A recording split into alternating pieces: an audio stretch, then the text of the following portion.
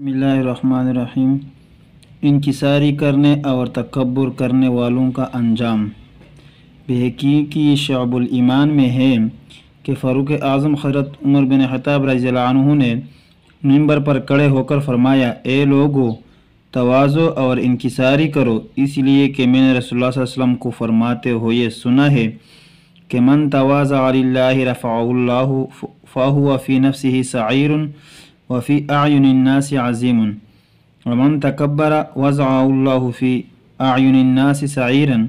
व फ़ी नफ्सिही कबीरुन हत्ता लहुव अहवनु अलैहिम मिन कल्बिन अव खिंज़ीरिन। जो अल्लाह के लिए इंकिसारी करेगा,